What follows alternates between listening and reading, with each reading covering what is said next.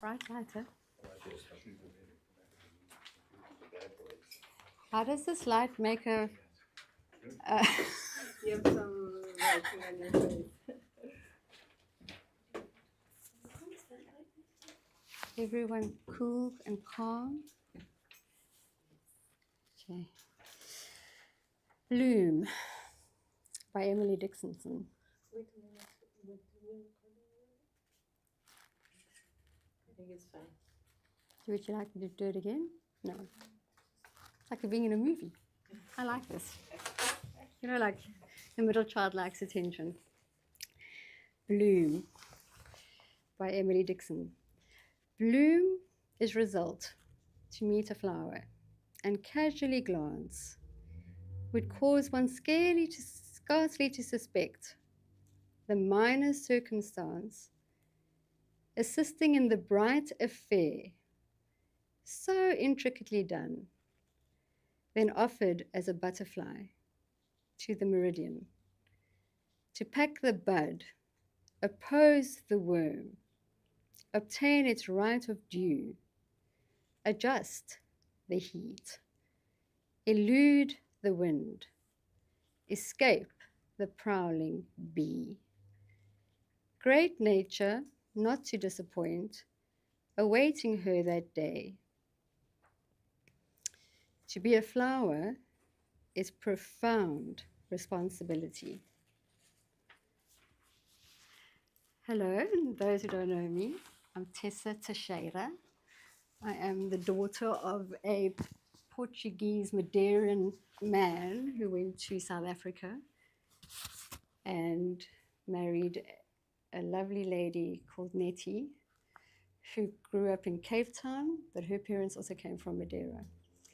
And I sadly do not speak Portuguese, which I think probably would make my dad upset. He died when we were quite young, so he never got to see... I'm feeling a bit emotional right now. He never got to see us all become adults, but he brought 7 of us into this world. And I've been thinking about why I'm here. And it's funny how sometimes there's things that connect in your life that bring things together. A couple of years ago, South Africa, I think it was 2015, we had an incredible drought. I'm not sure if you guys are aware of it. And Cape Town actually just ran completely out of water. And that was the first time in my life as an adult where I actually thought, my gosh, this is what it means when you have a limited resource and it's no longer available and you can't actually open your tap and access something that should be freely available to all of us. And I live in Johannesburg, and we had almost similar experience. And from there, in terms of my art journey and in terms of what I do, that's when I really started focusing my work on thinking about things like climate change. What does it actually mean? What does it mean for me as an individual? What am I supposed to be doing in terms of addressing that? And if you go into my previous work, you'll see that I have been building on all of those kind of thoughts. And I've asked myself, how and why did I suddenly land up with plants? And I think it's because it's like, you know, every day we put on the news, we put on the radio and the television, and we have this stuff being thrown at us all the time. There's fires here, there's floods there, it's just so much and so overwhelming that most of us actually just say, oh, well, it's not my problem. It's someone else's problem. It's somebody up there that's going to take care of this problem. And I eventually sort of felt it was almost like dealing with racism and colonialism in South Africa. It's almost like the more you talk about it, the more you want to say something about it, people feel that you're trying to tell them what to do. You're trying to dictate and say exactly, well, you know, we need to stop doing this, and we better stop wearing the right shoes and the right whatever.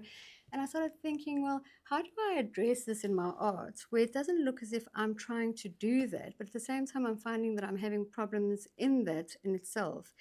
And eventually I think that in a way I started saying, well, don't just focus on saying, well, we're going to have floods and we're going to have whatever. I thought, let me start looking at, well, what else is being affected along the way that we're not focusing on? So I started a project which I call Seeing Green. And that's what you've got in front of you now. And if you actually go into it, you'll see that I've started a website. And my intention with that is that I'd like to see how I would be able to grow that in the longer term, where it's about specifically saying, do we focus on all those smaller things that we're not aware of on a daily basis that is actually being affected, because we all live in an ecosystem that is affected by that bigger problem of climate change. And to a certain extent, I didn't have to come to Zaratan to do this specific one. But I think I probably came because, in a way, it's also my way of trying to understand, because my art is about existential philosophies. Why on earth are we here? And what is it that I think in terms of why I'm here in the first place? And all of this ties in to that. And to a certain extent, it's probably coming back to saying, addressing my own Portuguese roots linked to that. So I wanted to explain that to you. Glasses. When you get to a certain age, you can't read. Just to focus specifically on what I then did. In edition 1, I focused on looking at symbiotic relationships, the cooperative relationships that you need in nature. So in terms of biodiversity, in terms of making things work. In addition to, I focused on orchids. And one of the key reasons why I did that, I just want to get to that so you can see, is that in my exploration and in the things that I was doing, I came across this article that actually indicated that in terms of Portugal, you guys have something like 110 species of plants that can be found on mainland Portugal, where 53 are facing extinction. I thought that was quite a huge number, actually. And in terms of that, I then started doing secondary research. And please, I do need to stress that I didn't do primary research with it. I actually just started looking into, okay, what would that mean? And if you read that, it says global biodiversity is facing one of the most intense extinction periods in the history of life, called the sixth great extinction. In this context, many species of the most diverse plant families by their number of taxa are probably also exposed to extinction. The 5 largest angiosperms families, they are probably the ones that are going to be the most affected. And I also follow a lot of what Kew Gardens does in the UK. And this year they actually did a symposium where they spoke about the status of the fungi and plant lives.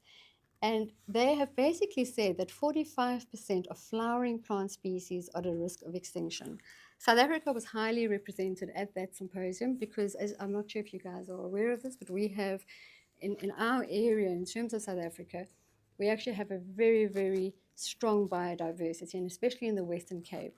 And so one thing that we've done quite well as a country is we've been able to capture a lot of the data, whereas a lot of countries aren't able to do that. And because we've been able to capture a lot of that data, and I think it's because so many people in South Africa love nature, and so many, and there obviously is a question in terms of whether you could go and actually gather information and put it on, and give it through as research, but it has been sort of accepted.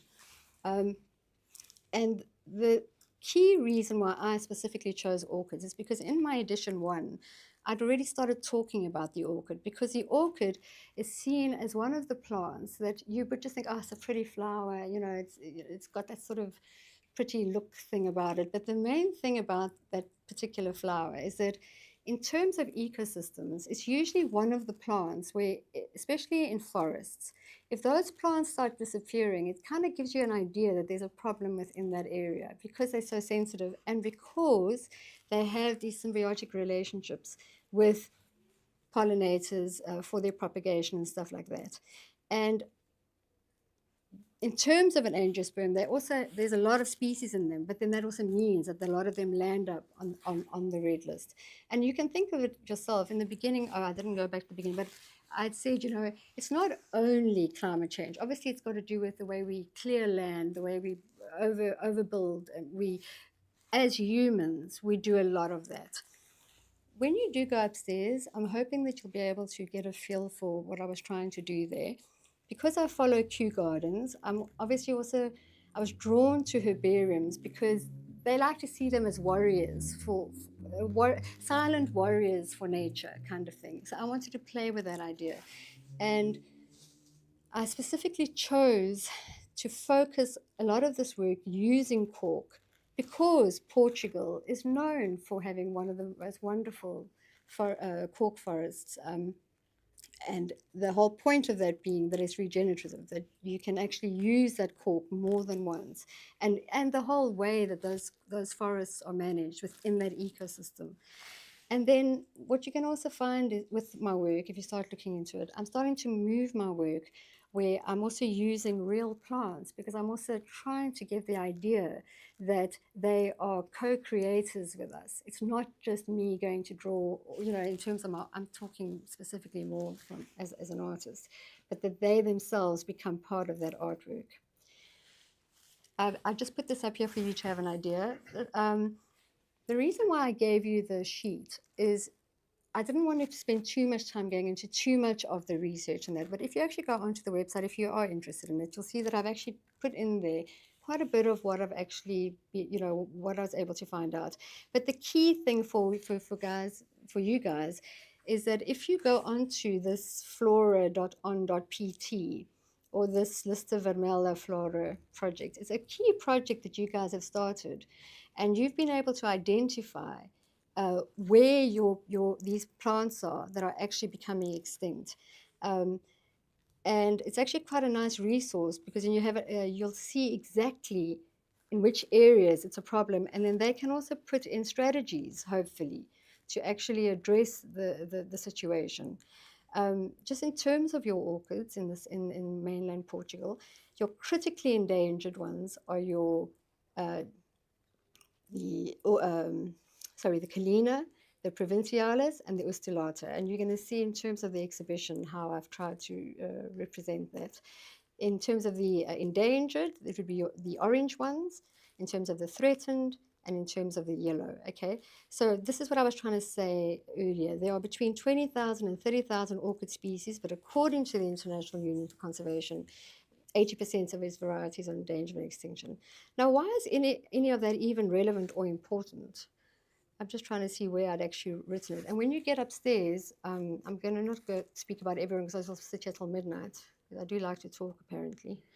But I just want to quickly, I'm thinking of something and I couldn't remember exactly where I'd said it. But the main problem is that what they are concerned about, if we don't address this, we'll be in a situation where we have an homogenized group of plants where it doesn't make any sense because it affects every single relationship in terms of the ecosystem. I'm sure I want you to also just highlight here that through this whole thing, I also started reading Emily Dickinson's books, the books that she wrote. I started looking at her albums. I like the fact that she was actually interested in trying to preserve plants. I started looking into Darwin. So I'm just trying to give you an idea of also where that was coming. So what was nice about coming on this residency, the main reason why I really enjoyed it, everything that I had started at home, which I knew I had to start because I only had 3 weeks here, I was able to go and say to myself, now, does it make sense for you in terms of what you were thinking or how you were thinking? And it was wonderful. I enjoyed going into the National Museum and actually seeing the collection and what's there. And also looking at how, for instance, your Lisu João, how do you say that, the Cavallo, how do you say that, whatever, the way he does it. And so in terms of the work that I also did while I was here, you will see it in the boxes. And the boxes is where I tried to sort of give my impression of how I had experienced that. My absolute favorite, I still sent a message to everybody back here that I was in heaven, was when I went to Estefuria. I absolutely loved it. I felt as if I was in heaven. One of the most amazing things about being here is that somebody who, like when you put yourself in a situation where, remember when you guys had that heat on that weekend where the fires broke out? I still say to Sven, what's been so wonderful? Every time I find a tree and I get under the tree, I just feel how it cools me down, how it just gives me this feeling that it'll be okay. And that's another reason why I think Portugal is such a wonderful place to actually even think about these things, because you guys still have the ability to keep these natural orchids in their natural state, because you also have a lot of those forests that they would actually be thriving in, and just the way that you guys manage things, you seem to still want to preserve those type of things. I am going much faster now. I'm going to come back a little bit to what that was. I don't want to get too much into this because, in a way, you guys know to a certain extent, it's land clearing, habitat destruction, all that.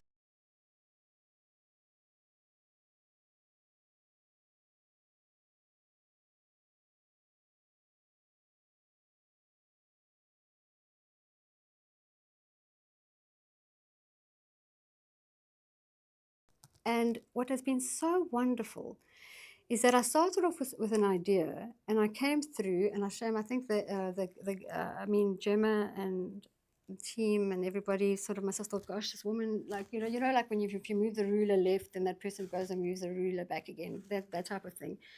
But what I absolutely loved is that because of the conditions that I couldn't control, if you actually go into the room, you will see that some of the work has been saying to me, no, you're not going to have it your way, because the conditions of the weather has changed the artwork.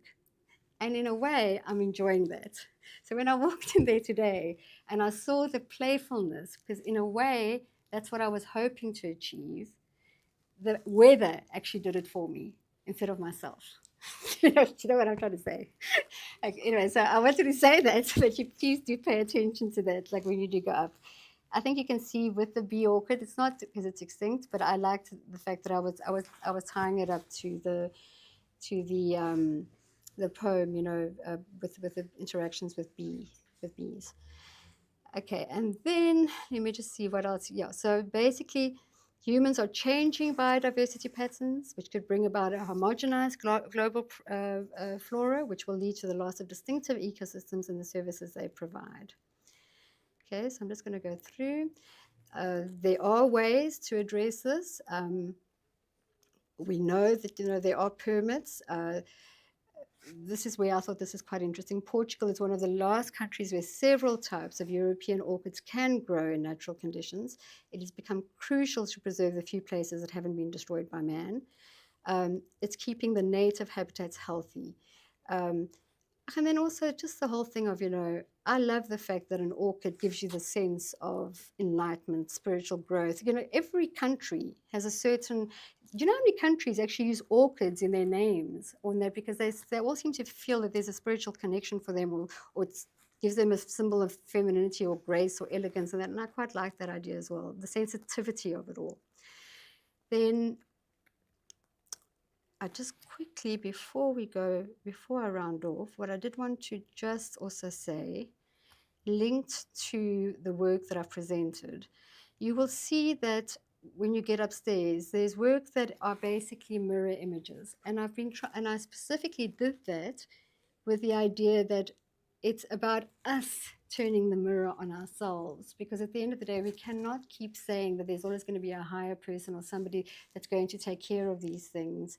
We have to, in our own ways, whether it's trying to get people to put the right policies in place or our own behaviors.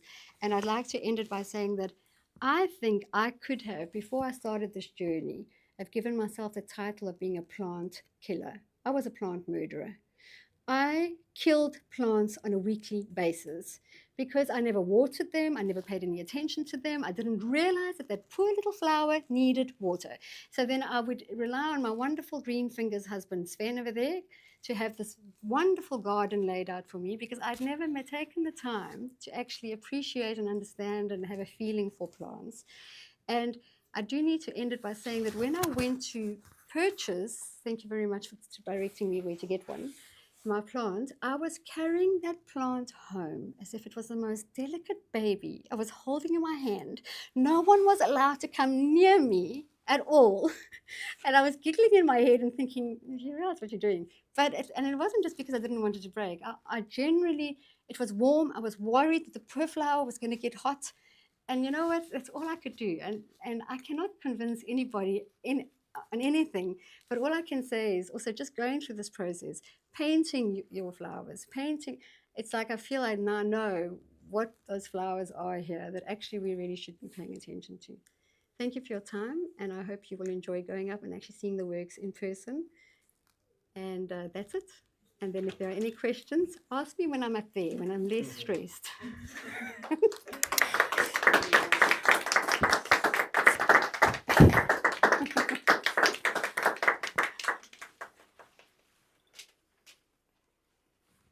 How would you like to take it forward? Or would you like to ask a question now? I'm actually okay. Well, I'm Portuguese and I didn't know anything about orchids in Portuguese. Didn't you? No, I have no idea. Oh, well, there you go. So, Yeah. and also the other thing is, and I'm sorry, I don't know if it's, no, I must stop saying that because it's not the right thing to say as a female. But, you know, you get to a certain stage and your memory is not working exactly the way that it should be. But I did, I read from part of the research that I did that even this, you know, the fact that you get all those orchids and all the flower in the supermarkets and all of that, that's also not a good thing as well. And I can't remember exactly what the actual reasoning was behind it, but it's probably linked to this whole thing, you know, because the other thing is people steal orchids, and also when they are very rare, you know, you can imagine the trafficking Yep. linked to orchids. So that also becomes a problem. And one of the issues is if you find them in the wild, never pick them. You shouldn't be picking them. When I actually go home, I'm going to do my third edition on the wildflowers in South Africa, because one of the other things that we do, you know, this whole mass tourism thing, people go traipsing off into the beautiful wild open spaces, and they're picking the flowers, but they're not realizing that those wildflowers, if they pick that particular flower, it cannot regenerate, you know? So then that's why it becomes extinct. So it's this catch-22 between do we push tourism and push, you know, people going into nature, and that, but to also teach them to be respectful, to leave that flower there. And photographers can be one of the worst because now they want the perfect shot. You know what I mean? And then they actually, so that's a whole different topic for a different thing. When you come to South Africa and you come to my exhibition there, thank you. I'm actually curious, when you went about into different botanical gardens, did you see any of those flowers that you did the particular research on? Did you get to see them up close? And what was your feeling when, if you did get into that present? I didn't, in terms of the botanical gardens I went to here, you guys didn't have any that I saw, but you did, but like Esther Furrier speaks a lot about the loss of biodiversity. Their whole exhibition is about that, but they didn't specifically focus on the flowering side of, you know, of that. So unfortunately, no, I didn't get around to doing that, but I can tell you that if I do, I will definitely not pick it.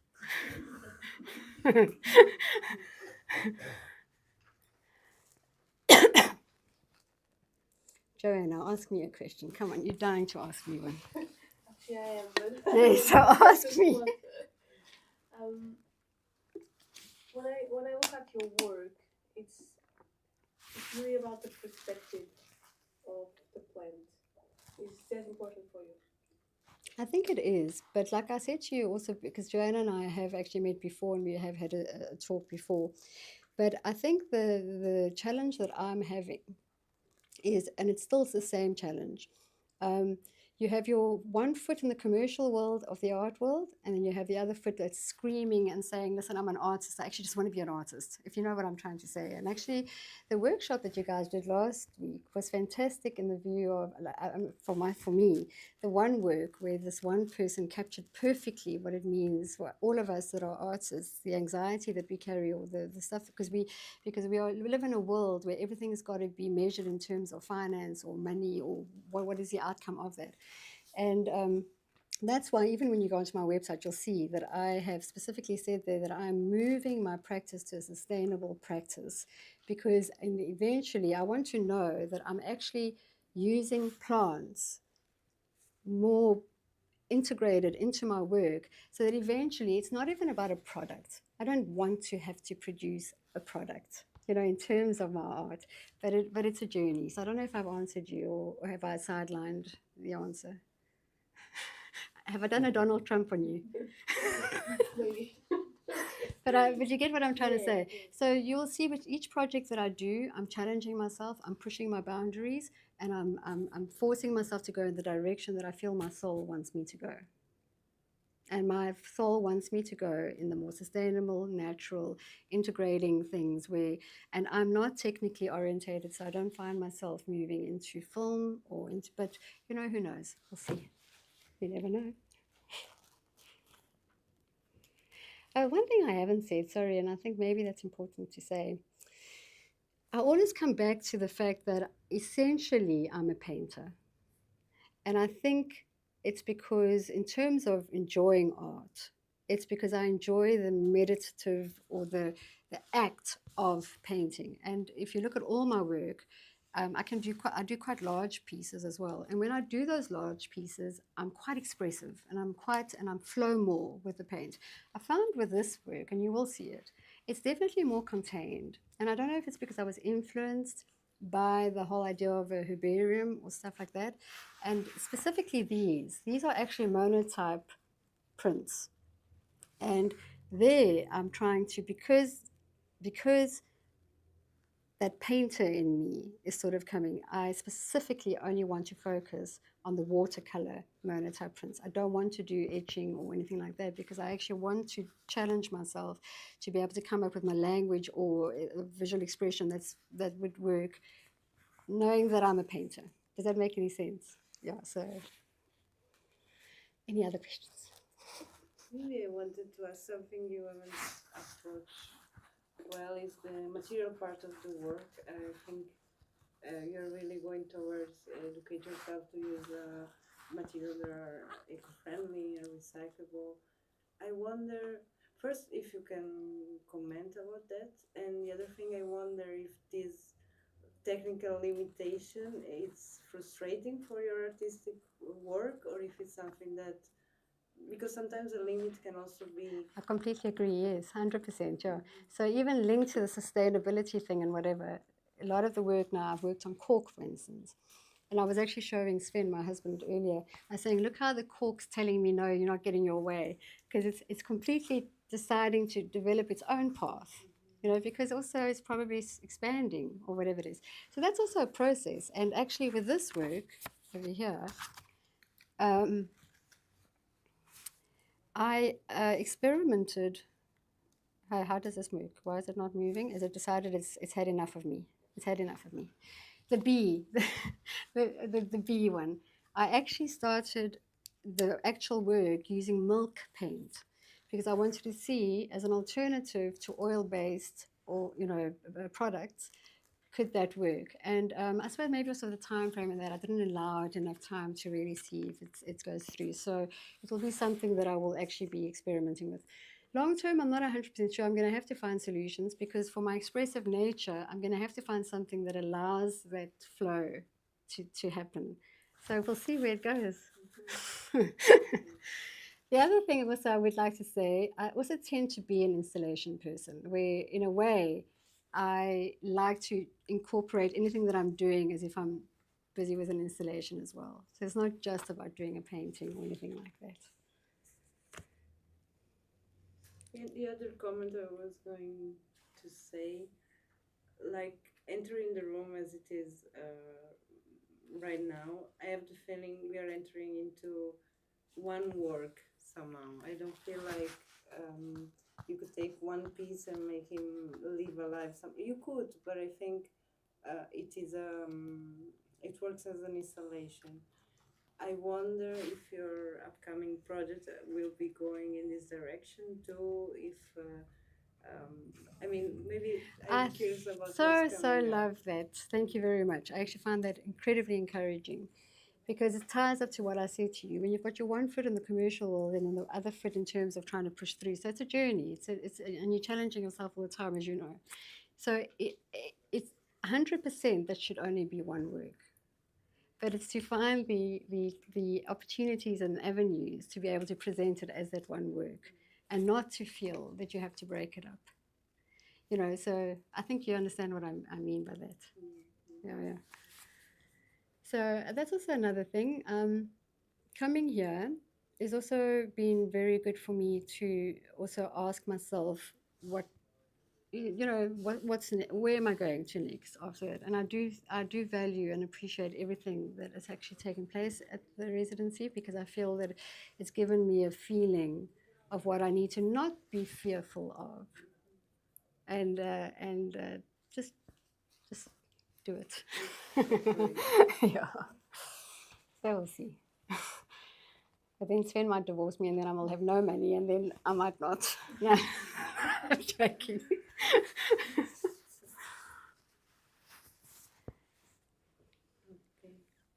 Maybe we set you free and we go check the work, and Yeah, for sure please. more information, more question will. Yes, that's will fine. Thank you. raise. Thank you. Thank you again. Thank you for very much for sharing. listening. Thank you.